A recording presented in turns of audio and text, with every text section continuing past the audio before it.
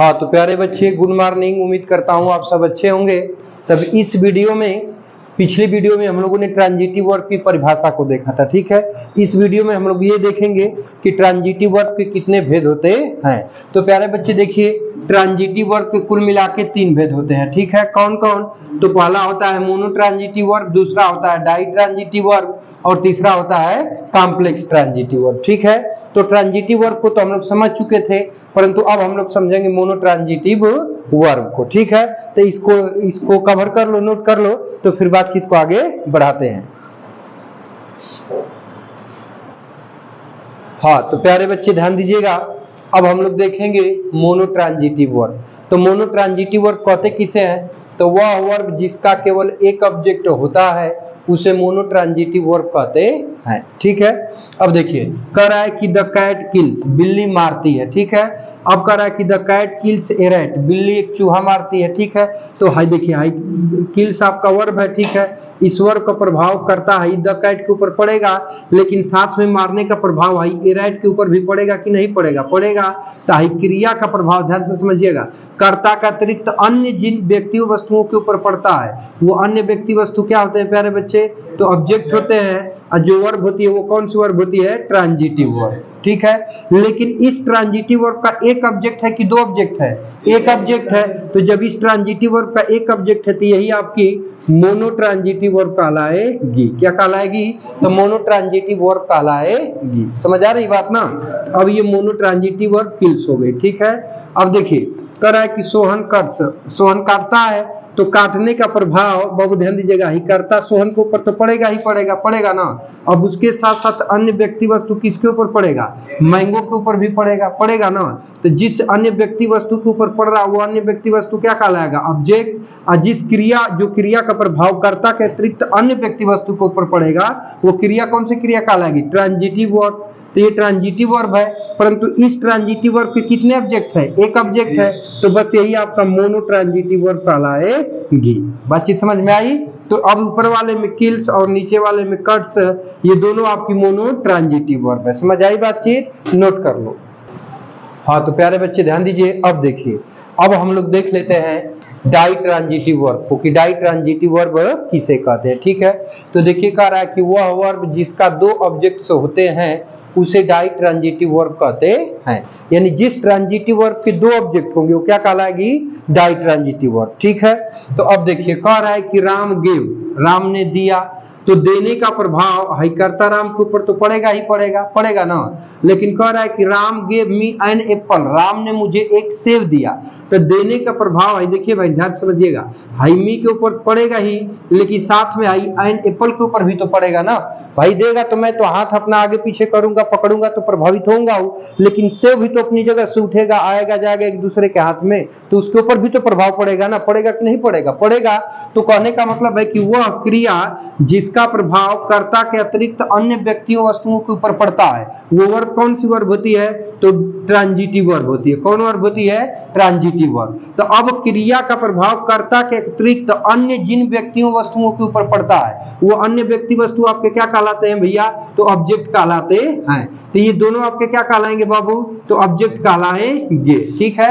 लेकिन ऑब्जेक्ट है तो देखिए, ये आपका क्या है बाबू? सजीव है। तो जो सजीव है वो इनडायरेक्ट ऑब्जेक्ट कहलाएगा, ठीक है। और जो निर्जीव है वो क्या कहलाएगा? डायरेक्ट ऑब्जेक्ट कहलाएगा। कल बताया था ना बाबू कि जो सजीव होता है वो इनडायरेक्ट ऑब्जेक्ट होता है और जो निर्जीव होता है वो डायरेक्ट ऑब्जेक्ट होता है। बात समझ में आ रही है? तो अब इस क्रिया की ये बताइए कि कब ऑब्जेक्ट है? 2 है, एगो आईमी है और एगो एन एप्पल है। 2 है ना बाबू। तो वह वर्ब जिसका 2 ऑब्जेक्ट्स होता है वो कौन सी वर्ब होती है? तो डाई ट्रांजिटिव वर्ब होती है। तो अब यहाँ पर गेव आपकी कौन सी वर्ब कहलाएगी? तो डाई ट्रांजिटिव वर्ब कहलाएगी। समझ रहे हैं ना? अब देखिए, कह रहा है कि सोहन टाट हर हिंदी। देखिए, तो सोहन टाट, सोहन ने सिखाया, ठीक है, सोहन ने सिखाया, ठीक है। तो हाई सिखाया का प्रभाव कर्ता सोहन के ऊपर तो पड़ ही रहा है, लेकिन कह रहा है कि सोहन टाट हर हिंदी, सोहन ने उसे हिंदी सिखाया। तो अब सिखाने का प्रभाव प्यारे बच्चे हाई हर के ऊपर तो पड़ेगा ही, लेकिन साथ में हिंदी के ऊपर भी तो पड़ेगा।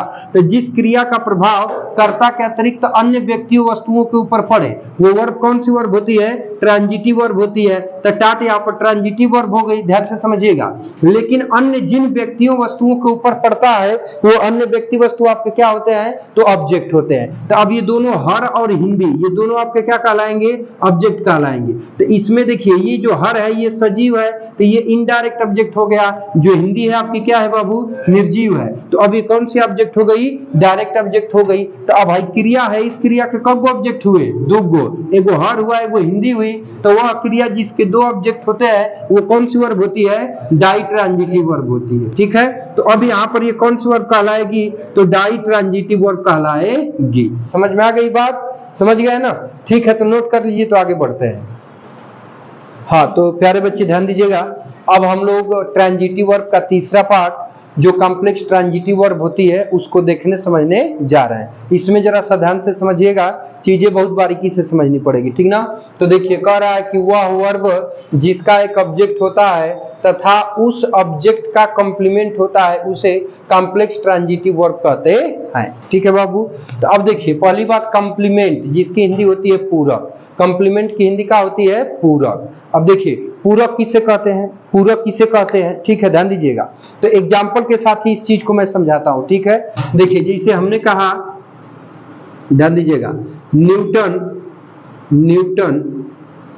Called his dog, Newton called his dog. ठीक है बाबू, देखिए पहले ध्यान से समझिएगा, Newton called his dog, Newton ने अपने कुत्ते को पुकारा, न्यूटन ने अपने कुत्ते को पुकारा।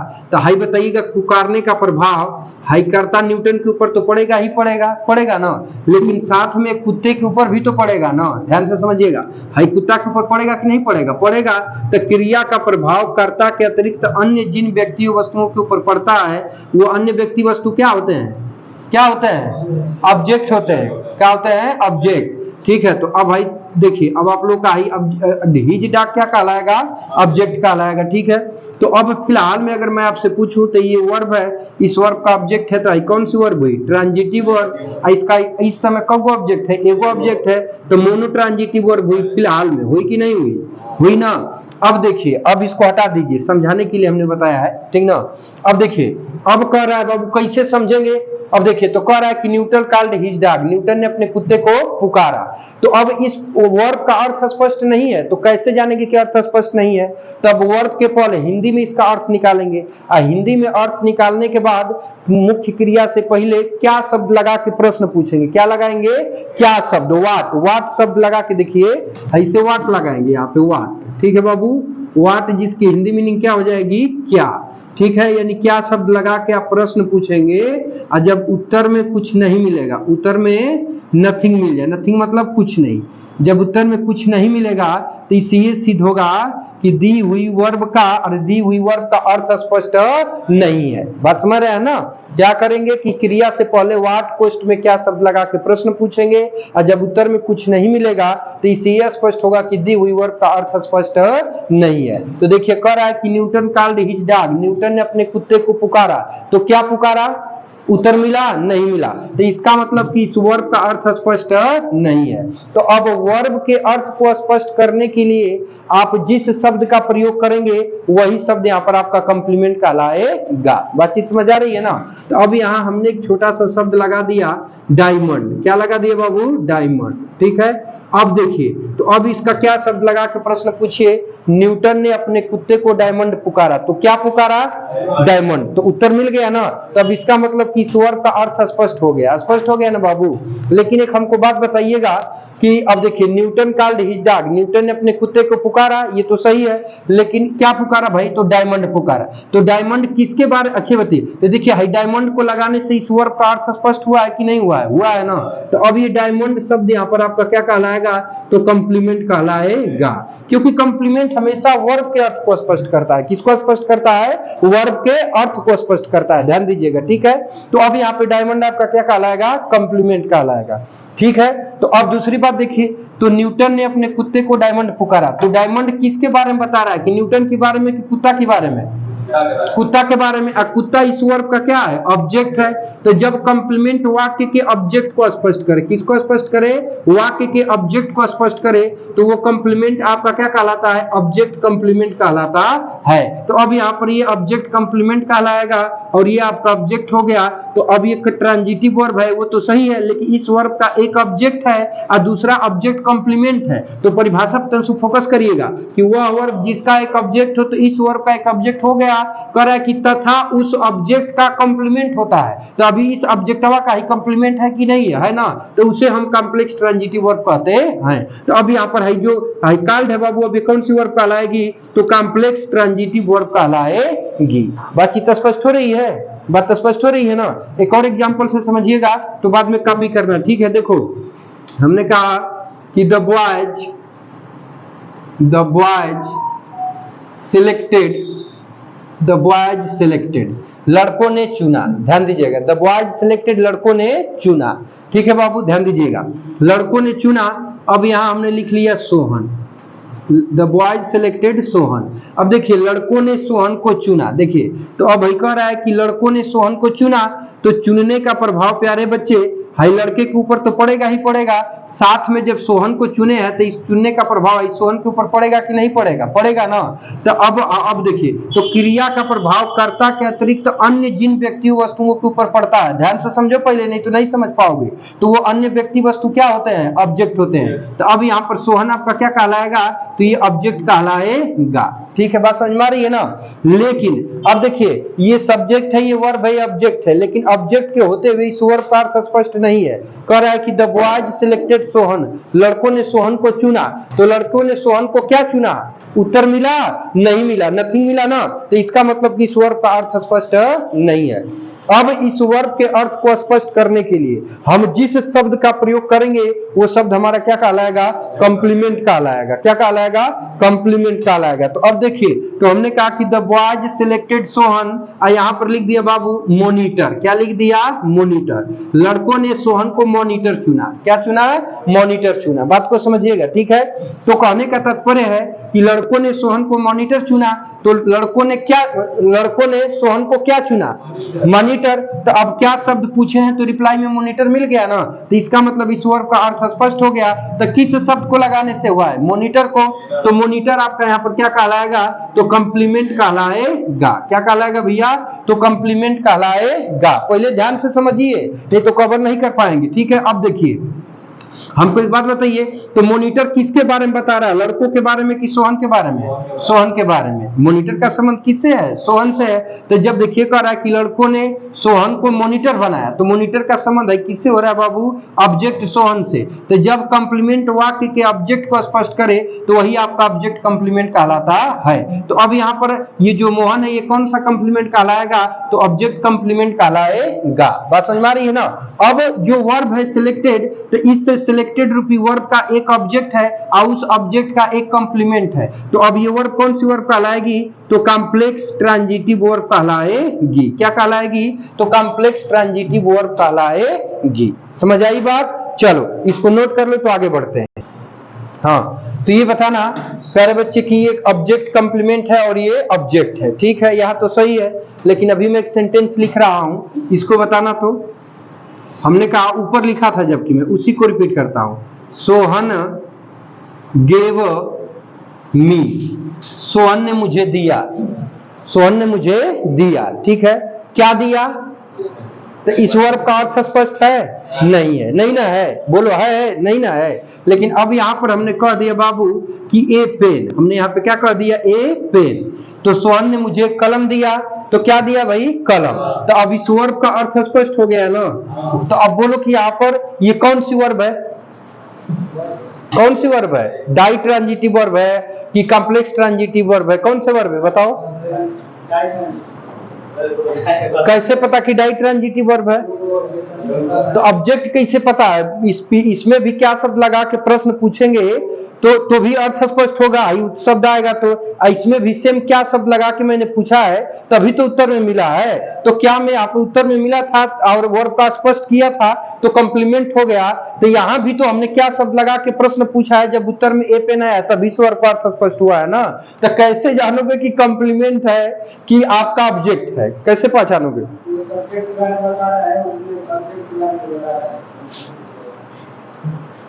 देखिए कुछ हद तक सही है, ध्यान से समझिएगा। देखिए कॉम्प्लीमेंट ऑब्जेक्ट कैसे पहचानेंगे, ध्यान दीजिएगा, ठीक ना। देखिए देखिए सुमिताते हैं, देखिए जो ऑब्जेक्ट कंप्लीमेंट की बात करोगे बाबू, तो ऑब्जेक्ट देखिए जो वर्ब के अर्थ स्पष्ट करने की बात करो तो ऑब्जेक्ट भी वर्ब का अर्थ स्पष्ट करता है और कंप्लीमेंट भी वर्ब का अर्थ स्पष्ट करता है, ठीक है। लेकिन जो कंप्लीमेंट होता है, देखो लेकिन यहां लिख देता हूं, जो कंप्लीमेंट होता है, ध्यान से समझो, जो कंप्लीमेंट होता है, ध्यान से समझिएगा, ठीक है।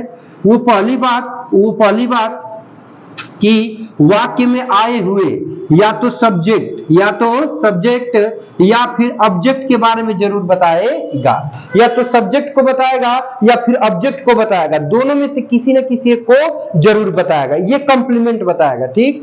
दूसरी बात बाबू, दूसरी बात, ये पहली पॉइंट हुआ। दूसरी पॉइंट ये हुआ कि जो कंप्लीमेंट होता है वो हमेशा नाउन होता है, जो कंप्लीमेंट होता है वो हमेशा क्या होता है, नाउन होता है। बात को समझिएगा।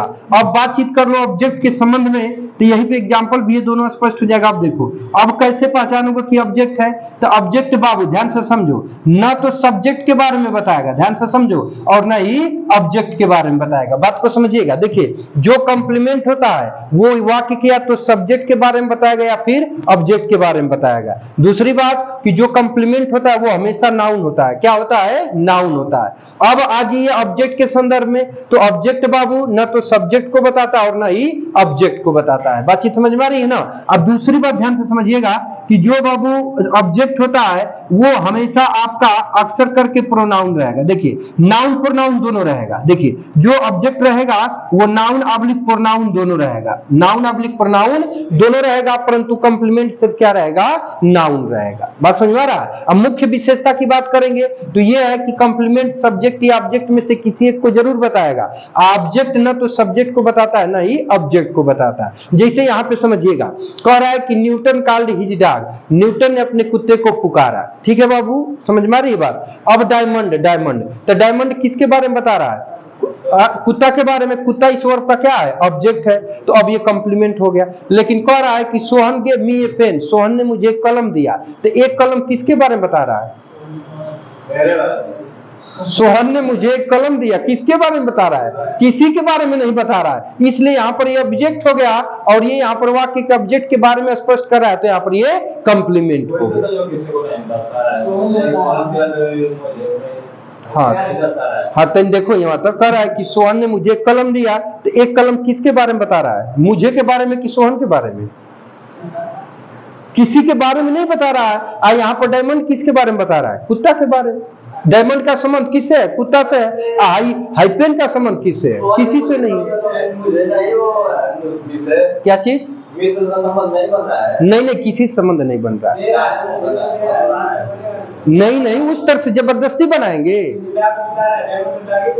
हाँ तो ये इस तो देखिए, तो ये ऑब्जेक्ट है ना, तो ये ऑब्जेक्ट को स्पष्ट कर रहा है, लेकिन कह रहा है कि सोहन ने मुझे कलम दिया, तो एक कलम किसके बारे में बता रहा है, कहानी के बारे में। मारेंगे एक थप्पड़ सही हो जाओगे, जबरदस्ती कहोगे।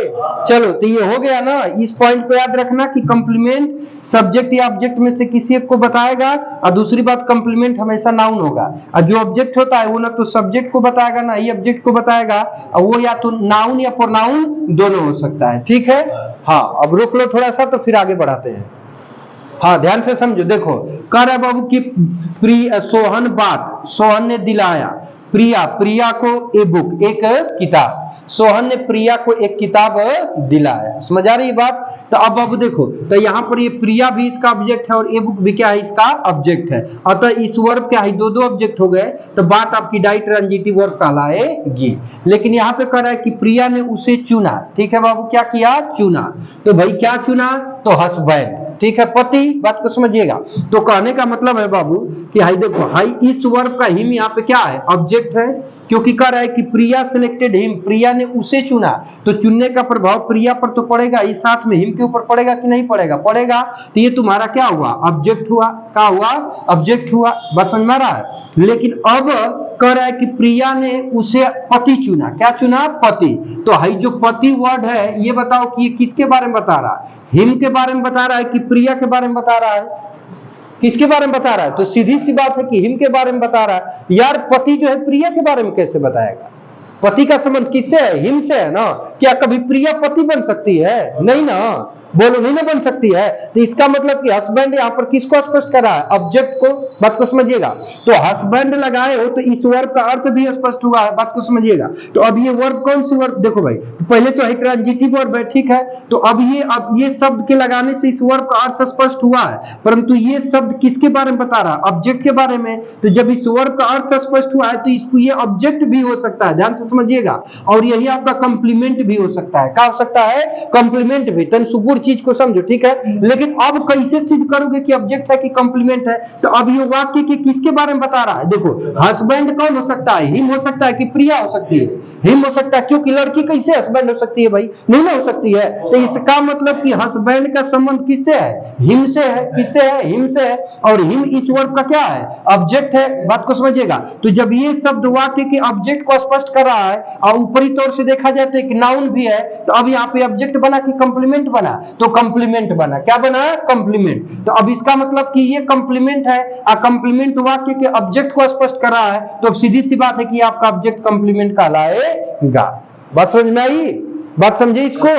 तो अब देखो, तो अब यहाँ पर ये कौन सी वर्ब कहलाएगी? तो कॉम्प्लेक्स ट्रांजिटिव वर्ब कहलाएगी। और यहाँ पर ये आपका डाई ट्रांजिटिव वर्ब कहलाएगी। बात समझ में आ रही है?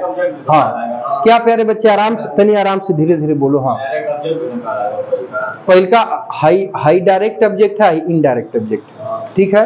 हाई तुम्हारा ऑब्जेक्ट है तो ये इनडायरेक्ट ऑब्जेक्ट है, और ये तुम्हारा कंप्लीमेंट है, ऑब्जेक्ट नहीं। समझ आई बात? अब देखो,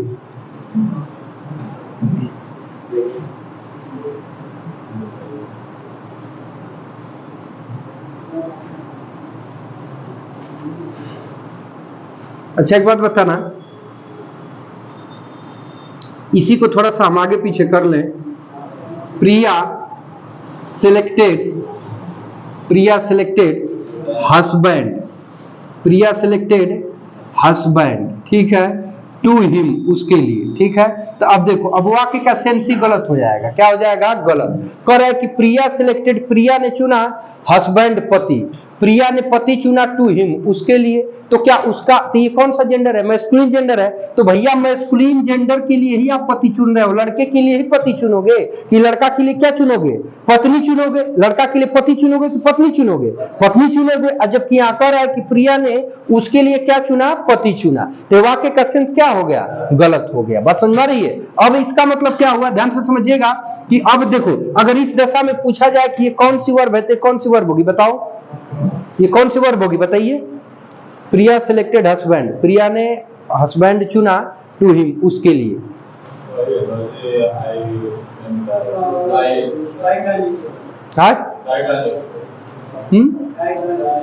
नहीं, देखो ध्यान से समझो। हाँ, डाई ट्रांजिटिव वर्ब होगी। अब इसका सेंस बदल जाएगा। सेंस क्या बदलेगा? कि प्रिया सेलेक्टेड, प्रिया ने पाया, प्रिया सेलेक्टेड, प्रिया ने पाया हस्बैंड पति, टू हिम, उसे। तो प्रिया ने उसे पति पाया, ठीक है। तो अब यहाँ पर देखो, ये भी तुम्हारा देखो, तो हाई चुना, पाया का प्रभाव तो देखो हाई प्रिया के ऊपर पड़ ही रहा है, साथ में अब किसके ऊपर पड़ गया? हस्बैंड के ऊपर, ठीक है। अब कह रहे बाबू कि प्रिया ने उससे पति पाया, तो अब देखो, तो हाई ऑब्जेक्टिव केस है, तो सीधी सी बात है कि इस वर्ग का हाई भी क्या हो गया? ऑब्जेक्ट हो गया। तो ये भी ऑब्जेक्ट हुआ इस केस में, और ये भी आपका क्या हो गया?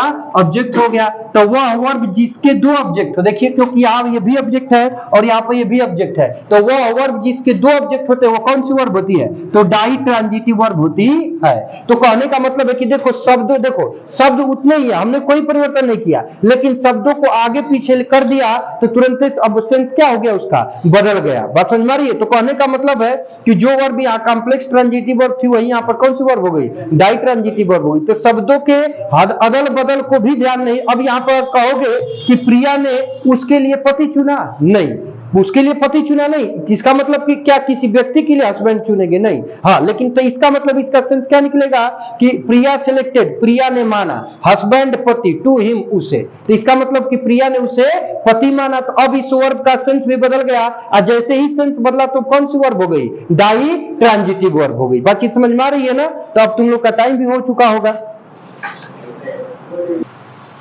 हाँ, तो प्यारे बच्चे, इस वीडियो में बस यही तो करने देते हैं। हाँ, और प्यारे बच्चे, अगर ये वीडियो इन्फॉर्मेटिव लग रहा हो तो कमेंट बॉक्स में कमेंट करके जरूर बताइएगा। और यदि आप मेरे चैनल पर नए हैं तो चैनल को सब्सक्राइब कर लें और आप बटन को दबा लें, जिससे कि आपको जैसे मैं इन्फॉर्मेटिव वीडियो ऐसे अपलोड करूं तुरंत उसका नोटिफिकेशन आपके यहाँ तक पहुंच जाए। मिलते हैं नेक्स्ट वीडियो में, टेक केयर, बाय बाय। ये वीडियो देखने के लिए बहुत बहुत धन्यवाद। हाँ, तो प्यारे बच्चे, इस वीडियो में बस यही तक। मिलते हैं हम लोग नेक्स्ट वीडियो में। और प्यारे बच्चे, अगर ये वीडियो अच्छा लग रहा तो कमेंट बॉक्स में कमेंट करके जरूर बताइएगा। और यदि आप हमारे चैनल पर नए हैं तो चैनल को सब्सक्राइब कर ले, ताकि ऐसे इन्फॉर्मेटिव वीडियो आपको मिलती रहे। मिलते हैं नेक्स्ट वीडियो में। प्यारे बच्चे, टेक केयर, बाय बाय। और ये वीडियो देखने के लिए बहुत बहुत धन्यवाद।